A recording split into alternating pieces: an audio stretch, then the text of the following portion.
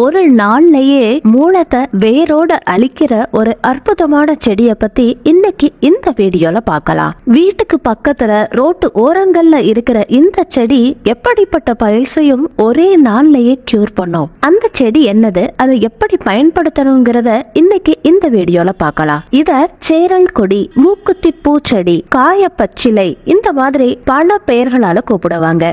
நம்ம 90s கிட்ஸ்ல தாத்தா தாத்தா தலைவெட்டி அப்படின்னு கூட குழந்தைகள்ல சொல்லிருப்போம். இதுல மருத்துவ குணங்கள் அதிகமா இருக்கு. நிறைய நோய்களுக்கு இத மருந்தா பயன்படுத்துறாங்க. இந்த காலத்துல நிறைய பேர் சந்திக்கிற பிரச்சனை பைல்ஸ். ஜீரண சக்தி சரியா ஆகாம வளர்ச்சிகள் ஆகி இந்த பிரச்சனை ஏற்படுது. நம்ம மலவாயில ரத்தம் கசிந்து எவ்வளவோ விபரீதமான வலியை ஏற்படுத்துது. மலம் கழிக்கிறப்போ நரகத்தையே சந்திக்கிற அளவு வலியை ஏற்படுத்துது. இந்த மூலம் பிரச்சனை இருந்தா சரியா தூங்க முடியாது, சரியா உட்கார முடியாது, பைக் மேல உட்கார முடியாது, உட்கார்ந்தா எந்த வேலையுமே பண்ண முடியாது. இந்த காலத்துல 180 பேருக்கு இந்த மூலம் பிரச்சனை இருக்குது. நிறைய பேர் இந்த வலியை தாங்க முடியாம ஆபரேஷனும் பண்ணுவாங்க.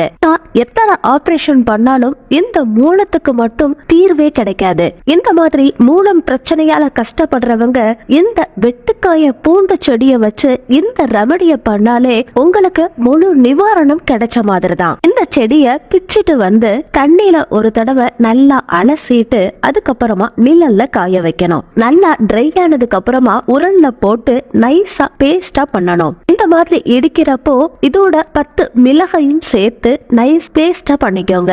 நல்லா பேஸ்டா பண்ணிக்கிட்டு சின்ன சின்ன உருண்டையா எடுத்துக்கிட்டு வெறும் வயிற்றுல இதை விழுங்கணும். அதை விழுங்கினதுக்கு அப்புறமா 1 ஸ்பூன் கற்கண்டு பொடிய சாப்பிடணும். ஒரே ஒரு நாள் இந்த மாதிரி பண்ணீங்கன்னா மூலம் பிரச்சனை நிரந்தரமா குணமாகுது. ரத்தம் வெளியில வர பைல்ஸ் பிரச்சனையா இருந்தாலும் சரி குணமாகுது. அவ்வளவு அற்புதமா இந்த வெட்டுக்காய பூண்டு செடியோட இலைகள் நல்லா ஒர்க் ஆகுது. பைசா செலவுல இந்த செடி எங்கனாலும் கிடைக்குது. நீங்க இந்த இலைகளை சேகரிக்கிறப்போ விளை நிலங்கள்ல இருக்கிற இலைகளை எடுக்க வேண்டாம். எதுக்குன்னா விளை நிலங்கள்ல பூச்சி மருந்து அடிப்பாங்க.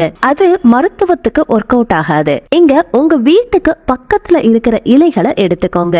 இந்த இலைகளை சேகரிச்சு சொன்ன மாதிரி பண்ணீங்கன்னா பைசா செலவு இல்லாம ஒரே நாள்லயே மூலம் பிரச்சனை குணமாகுது. அந்த அளவுக்கு திவ்ய ஔஷதம் இந்த வெட்டுக்காய பூண்டு செடி. ரத்தம் கசிஞ்சாலும் சரி, வெளிமூலம் பிரச்சனை இருந்தாலும் சரி, இந்த ரெமடியை ட்ரை பண்ணுங்க. இதை நீங்க தொடர்ந்து 10 நாட்களுக்கு பயன்படுத்தினீங்கன்னா உங்க வாழ்க்கையிலேயே மூலம் பிரச்சனை திரும்ப வராது. இந்த இலையில ஆன்டிசெப்டிக் குணங்கள் இருக்குது. அதனால கிராமப்புறங்கள்ல வெட்டு காயங்களுக்கு இந்த செடியை தான் அதிகமா பயன்படுத்துவாங்க. காயம் இருக்கிற இடத்துல இந்த இலையோட சார தடவுனீங்கனாலே போதும், காயம் மாயமா மறைஞ்சு போகும். அதனாலதான் இத கிராமப்புறங்கள்ல வெட்டுக்காய பூண்டு செடி அப்படின்னு கூப்பிடுவாங்க. இந்த வெட்டுக்காய பூண்டு செடிக்கு கொசுக்களை விரட்டி அடிக்கிற கிருமி நாசினி சக்தியும் இருக்குது. இதுக்கு இதோட காஞ்ச இலைகளை சேகரிச்சுக்கோங்க. இல்லாட்டி பச்சை இலைகளை கொண்டு வந்து வீட்டு நிழல்ல காய வச்சாலும் 3ல இருந்து 4 நாட்கள்லயே காஞ்சு போகும். இந்த மாதிரி காஞ்ச இலைகளை மண் பாத்திரத்துல போட்டு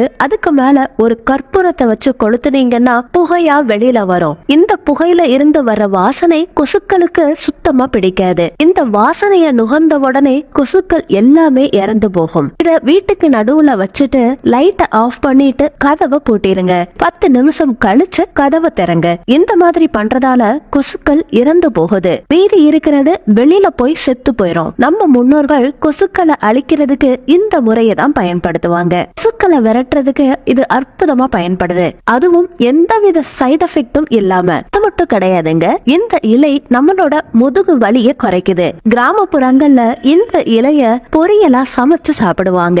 இந்த இலையில sodium, iron, magnesium, copper, potassium, selenium, copper, flavonoids, இந்த மாதிரி எத்தனையோ உபயோகப்படுற சத்துக்கள் இருக்குது. முதுகு வலியை குறைக்கிறதுக்கு இந்த இலையில இருக்கிற ஆன்டி இன்ஃப்ளமேட்டரி குணங்கள் தான் காரணம். இந்த செடியோட இலை, பூ, வேர் எல்லாத்தையுமே சேகரிச்சு சுத்தமா சுத்தமா கழுவிட்டு இடிச்சு நைஸ் பேஸ்டா பண்ணிக்கோங்க.